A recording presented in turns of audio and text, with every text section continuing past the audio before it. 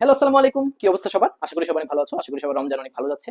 যারা যারা ফ্যামিলির সাথে আছো এবং যারা হয়তোবা ভার্সিটির এখন অনেকের খোলা, তারা ভার্সিটির ক্লাসের জন্য হয়তোবা ফ্যামিলির সাথে করতে পারছো না। সবার জন্যই শুভকামনা। দোয়া করি সবার রমজানকে আল্লাহ কবুল করুক এবং সকল ধর্মাবলম্বীর মানুষ আমাদের দেশে যাতে আমরা সুখে শান্তিতে বসবাস করতে পারি। যে প্রবলেমগুলো দেখা দিচ্ছে আল্লাহ যাতে এই প্রবলেমগুলো খুব সুন্দর মতো সর্ট আউট করে ফেলে, এটাই হচ্ছে আমাদের দোয়া। যাতে আমরা একটা সুন্দর বাংলাদেশ, যেটা আমরা স্বপ্ন দেখছিলাম যখন হচ্ছে গণ অভ্যুত্থান হইলো, আগস্টে যখন স্বাধীন হলো, তখন আমরা যে বাংলাদেশ আর কি এক্সপেক্ট করছিলাম, আমরা যাতে সেই লক্ষ্যে পৌঁছাইতে পারি, এটাই হচ্ছে আমাদের সবার কামনা। তো আজকের এই টপিকটা আমরা হচ্ছে কেন আসছি এখানে, কারণ হচ্ছে আমাদের কিন্তু মেশিন লার্নিং এবং ডিপ লার্নিং এর যে একটা ফান্ডামেন্টাল নলেজ, এটা কিন্তু আমাদের গ্রহণ করা শেষ। এখন আমাদের কাজ হচ্ছে এটাকে নেক্সট লেভেলে নিয়ে যাওয়ার। ঠিক আছে, অর্থাৎ এখানে এটাকে লেভেল আপ করা। গেমে যেরকম আমরা সবসময় তো আর একদম ইজি ইজি মোডে খেলি না, আমরা মাঝে মাঝে ডিফিকাল্টি আপ করা লাগে না, লাইফের মজা করি। ঠিক আছে, সবসময় যদি ইজি থাকে সবকিছু, তাহলে তো লাইফের কোনো মজা নেই। তো আজকে আমরা একটু লেভেল আপ করবো। লেভেল আপ করার ওয়ে হচ্ছে প্রজেক্ট এবং রিসার্চ। অর্থাৎ আমরা এতক্ষণ পর্যন্ত থিওরিটিক্যাল যে জিনিসগুলো শিখছি, এই জিনিসগুলোকে আমরা রিসার্চ নিয়ে যাবো, অর্থাৎ আমাদের নিজেদের কিছু একটা কাজ করবো।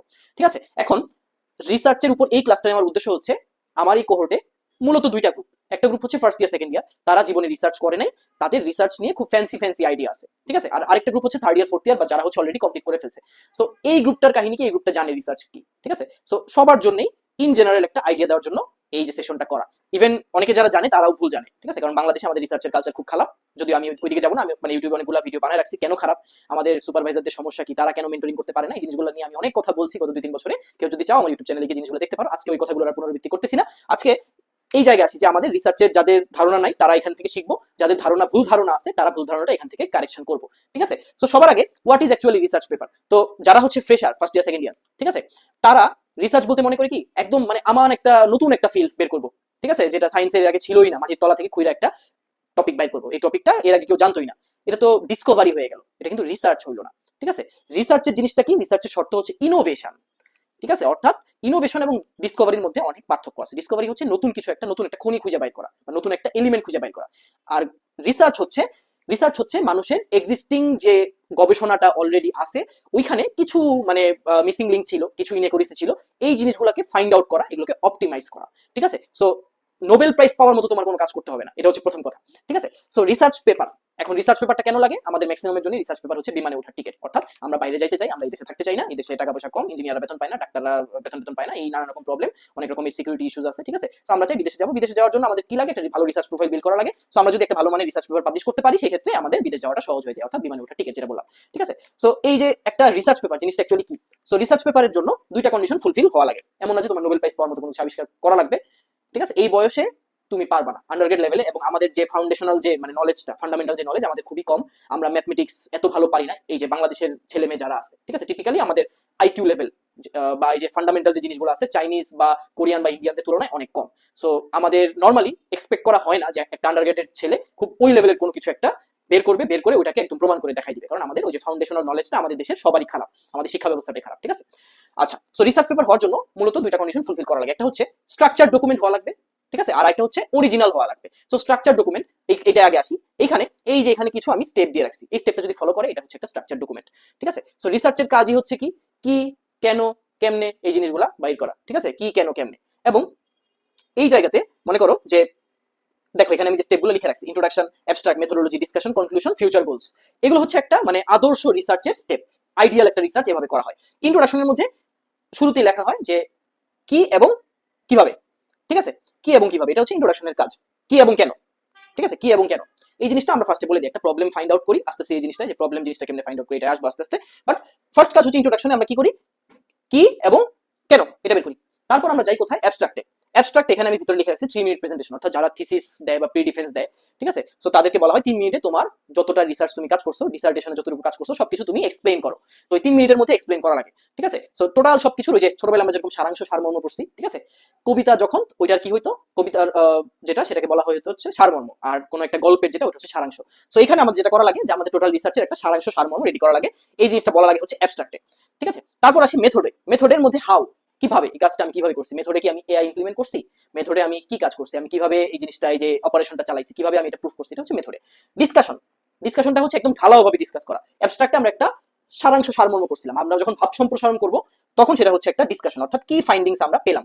কনক্লুশন, লাস্টে একটা আমরা কনক্লুশন দিব, যেটা আমরা জানি। ঠিক আছে, যে কি ভালো হয়েছে বা খারাপ হয়েছে এই টাইপের জিনিস একটা, মানে সবাই একটা সেম লাইনে আসা, সেম পেজে আসা, ঠিক আছে। গ্রামারলির একটা অ্যাডভার্টাইজ আছে না, we are on the same board, ঠিক আছে, ইউটিউব খুললে খালি এই অ্যাডভার্টাইজ আসে ঝামেলা করে আমাদের সামনে। তো এটা হচ্ছে একটা কনক্লুশন যে আমরা সেম লাইনে আছি কিনা সবাই। আর ফিউচার গোলস, অর্থাৎ রিসার্চে এমন কখনোই পসিবল না যে এমন তুমি কিছু আবিষ্কার করে ফেলছো এটার আর ফিউচার কোনো কিছু হবে না, এরকম কিছু কিন্তু হয় না। রিসার্চে তুমি একটা কাজ করছো, ধরো অ্যাকুরেসি 99.98, আরেকজন যদি 99.99% করে, ওইটা হচ্ছে একটা রিসার্চ। সো এই যে তুমি এখানে ফিউচার গোলের মধ্যে বলে দিবা যে আমি হচ্ছে 100% করতে পারি না, বাট এতটুকু করছি আলহামদুলিল্লাহ, ঠিক আছে, এটা হচ্ছে কাহিনী। তো এটা গেল আমার যে স্ট্রাকচার, ঠিক আছে। এখন অরিজিনালের মধ্যে কথা আমি আগেই বললাম, অরিজিনাল মানে এমন না যে তোমার একদম নোবেল প্রাইজ পাওয়ার মতো কোনো কাজ করতে হবে, কিন্তু যতটুকু তুমি কাজ করছো কারো থেকে প্লেগারিজম করো নাই, বা কারোটা একদম পুরোপুরি কপি মেরে দাও নাই, ঠিক আছে, তুমি এই কাজটা নিজে করছো, নিজে অপারেশন করে, নিজে হচ্ছে এক্সপেরিমেন্ট করে তুমি জিনিসটা করছো, ঠিক আছে, এটা হচ্ছে অরিজিনাল। এখন আসি যে কি কি ধরনের রিসার্চ পেপার আছে। রিসার্চ পেপারের মধ্যেও কয়েকটা রকমের রিসার্চ পেপার পসিবল, যেমন হচ্ছে এক্সপেরিমেন্টাল। এখানে নতুন কোনো মানে এক্সপেরিমেন্টাল বেসড, অর্থাৎ এক জায়গায় অবজারভেশন, তুমি কোনো একটা এক্সপেরিমেন্ট করছো, কি বুঝলা, এরকম রিসার্চ পেপার হতে পারে। একটা হতে পারে থিওরিটিক্যাল, যেখানে ম্যাথমেটিক্যাল পুরোটা রিসার্চ পেপার, তুমি খালি খুঁজে দেখবা প্রতি লাইনে খালি ম্যাথমেটিক্যাল ফর্মুলা বা নোটেশন এই জিনিসগুলো, ঠিক আছে, এটা হচ্ছে ম্যাথমেটিক্যাল থিওরিটিক্যাল আর কি। তারপর রিভিউ পেপার নিয়ে খুব মজার একটা মানে ব্যাপার স্যাপার আছে, ঠিক আছে। আমরা যখন কোনো একটা নতুন ফিল্ডে খুব আগ্রহ প্রকাশ করি, মনে হয় যে ভাই আমি মনে হয় এই ফিল্ডটাতে রিসার্চার হইতে পারবো, তখন আমি তোমাকে সবার ফার্স্টেই বলবো যে টেক এ রিভিউ পেপার নাও, নিয়ে বুঝো যে এখন পর্যন্ত কি কি কাজ হয়েছে বা কি কি কাজ হওয়া সম্ভব। একটা রিভিউ পেপারে সবকিছু লেখা থাকে, ঠিক আছে। কিন্তু অনেক ফ্রেশাররাই বা রিসার্চে যারা নতুন, তারা করে কি, ফার্স্টেই হচ্ছে রিসার্চ পেপারের মধ্যে রিভিউ পেপার পাবলিশ করে ফেলে, অর্থাৎ সে 5টা 10টা পেপার পড়ে, বেস্ট পেপার পড়া ওইখান থেকে একটা রিভিউ পেপার বের করে ফেলে, কিন্তু রিভিউ পেপারটাকে অরিজিনাল পেপারের সমান মর্যাদা দেওয়া হয় না। অ্যাটলিস্ট বাইরের দেশের ইউনিভার্সিটি কমিটি যারা হচ্ছে রিসার্চ বুঝে, তারা এটাকে কখনো অরিজিনাল মানে একদম যেটা হচ্ছে মানে রিসার্চ পেপার বলতে যেটা বোঝানো হয়, রিভিউ পেপারটাকে ওই অনুযায়ী দেওয়া হয় না। সো রিভিউ পেপার আমাদের এজ এ স্টার্টিং পয়েন্ট, ঠিক আছে।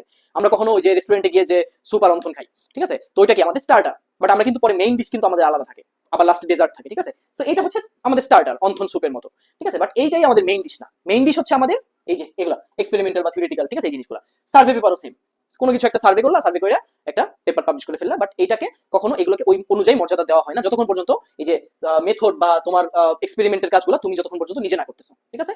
এই গেল পেপারের কাহিনী। আরেকটা হচ্ছে কেস স্টাডি। তো কেস স্টাডি হচ্ছে যে ধরো বিভিন্ন ধরনের যে হলমার্ক কেলেঙ্কারি হয়, তারপরে আরো বিভিন্ন ধরনের ফ্রড কেস হয়, ঠিক আছে, অথবা কোন একটা জায়গায় ভালো ভালো কাজ করছে, শুধু যে খারাপ কেস স্টাডি এরকম না, ভালো জায়গারও কেস স্টাডি হয়, ঠিক আছে। তো এই কেস স্টাডি নিয়েও কিছু রিসার্চ পেপার বের করা হয়, ওগুলো পড়ে পড়ে মানুষ বুঝে যে আচ্ছা ঠিক আছে এই প্রবলেমগুলো হয়েছে, তাইলে আমি যখন আমার নিজের একটা কোম্পানি দিব বা নিজে কখন একটা কিছু একটা করবো, তাইলে এই ভুলগুলো আমি করবো না। এগুলো কেস স্টাডি টাইপ পেপার থেকে এই জিনিসগুলো ফাইন্ড আউট করা হয়। তো টাইপস অফ রিসার্চ পেপারের মধ্যে আমরা 5 রকমের রিসার্চ পেপার দেখলাম, ঠিক আছে। এখন আসি মজার যে পার্টটা, ঠিক আছে, যে কিভাবে ভাই একটা রিসার্চ টপিক সিলেক্ট করবো, আমি তো কোনো কিছুই জানি না, ঠিক আছে।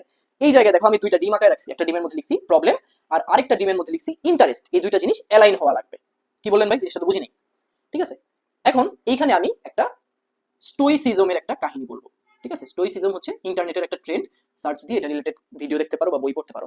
জিনিসটা হচ্ছে কি যে ধরো এটা তুমি, ঠিক আছে, এটা হচ্ছে তুমি তুমি প্রোগ্রামিং পারো বা তুমি এআই মেশিন লার্নিং পারো, ঠিক আছে, তুমি এআই মেশিন লার্নিং দিয়ে একটা টুল বানাইতে পারবা। এইটুকু, এই যে ফার্স্ট একটা সার্কেল আঁকলাম, এটুকু হচ্ছে তোমার স্পেয়ার অফ ইনফ্লুয়েন্স, ঠিক আছে, অথবা স্পেয়ার অফ কন্ট্রোল, অর্থাৎ এইটুকু তুমি কন্ট্রোল করতে পারবা, কোনো একটা এআই টুল বানাই এই জিনিসটা তুমি কন্ট্রোল করতে পারবা, ঠিক আছে।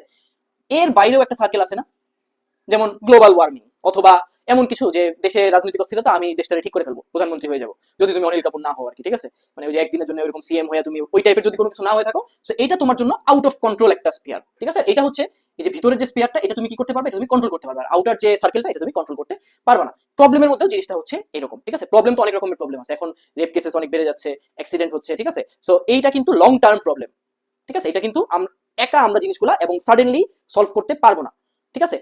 এই জিনিসগুলা সলভ করার জন্য মানে রুলস ফর্মুলেট করা লাগবে, সবার সচেতন হতে হবে, সবার সাথে আগে আসতে হবে, ঠিক আছে। আইন শৃঙ্খলা বাহিনীর আরো সচেতন হতে হবে, গভর্নমেন্ট থেকে এই জিনিসগুলা মানে পানিশমেন্ট আরো নিশ্চিত করতে হবে, ঠিক আছে। তার মানে এইটুকু কিন্তু আমাদের স্পেয়ার অফ ইনফ্লুয়েন্সের বাইরে। এখন তুমি ওই টাইপ খুব মানে হাই ডাইমেনশনাল একটা প্রবলেম নিয়ে আসলা, ঠিক আছে, কিন্তু ওইটা সলভ করার মতো রিসার্চের যে স্কিলটুকু প্রয়োজন, ওটা কিন্তু তোমার মধ্যে নাই। প্রবলেমটা অনেক বড়, কিন্তু ওইটা তুমি সলভ করতে পারবে না। আর আরেকটা জিনিস আছে ইন্টারেস্ট। ইন্টারেস্ট হচ্ছে তোমার আগ্রহ আছে কিনা, ঠিক আছে। প্রথমত তুমি জানোই না যে ভাই আমি আসলে কি ভালো পারি, আমি নিজেই জানি না, আমি নিজেরই ঠিক মতো ভালো মতো চিনি না, এরকম অনেকেরই কাহিনী আছে, ঠিক আছে।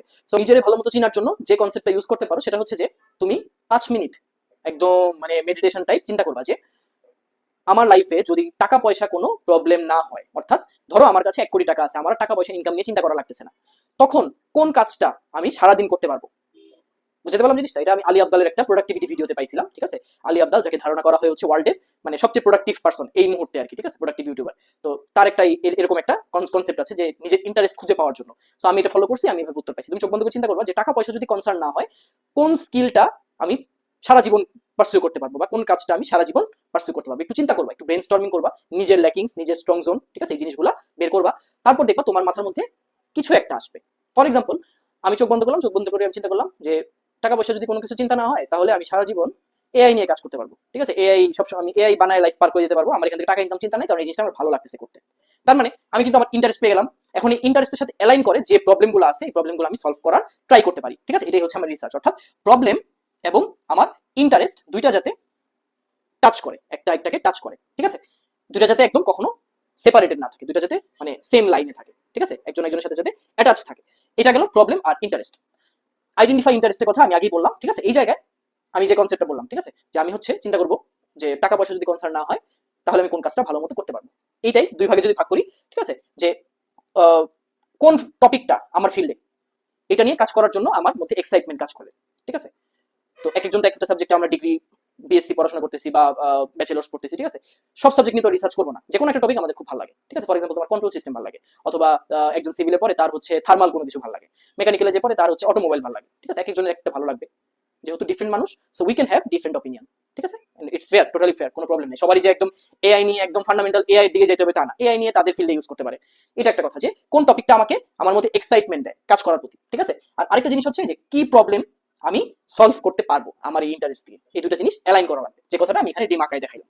এরপর ধরো আমি এরকম করে ব্রেন স্টর্মিং করার পরে, নিজের নিয়ে এরকম ধ্যান সাধনা মেডিটেশন অনেক কিছু করার পরে আমি জিনিসটা বুঝে গেলাম যে আমার এক্স, এটা হচ্ছে আমার ইন্টারেস্ট, ঠিক আছে? আর এটা দিয়ে আমি ওয়াই প্রবলেম সলভ করতে পারবো। কাজ কিন্তু সহজ হয়ে গেল।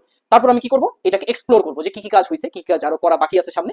এইগুলো জিনিস আমরা কই দেখতে পারবো? একদম সিম্পল, গুগল স্কলার, স্কুল লিখছি কেন, গুগল স্কলার, তারপরে রিসার্চ গেট, আর্কাইভ, আইট্রিপলি এক্সপ্লোর, ঠিক আছে? বিভিন্ন ধরনের জার্নাল, এখানে কি আমরা এই জিনিসগুলো নিয়ে পড়াশোনা করতে পারবো আমাদের রিসার্চটা ইন্টারেস্টটাকে আরো স্ট্রং করার জন্য, ঠিক আছে? আমাদের একটা ভালো লাগা ছিল, এই ভালো লাগাটাকে ভালোবাসায় যাতে আমরা কনভার্ট করতে পারি, ঠিক আছে? ওই জন্য আমরা এখান থেকে এক্সপ্লোর করতে পারি জিনিসগুলো। এইটুকু আমরা খুব ভালো মতো বুঝলাম। এখন আসি এই যে রিসার্চ কিভাবে করতে হয় ভাই, ঠিক আছে?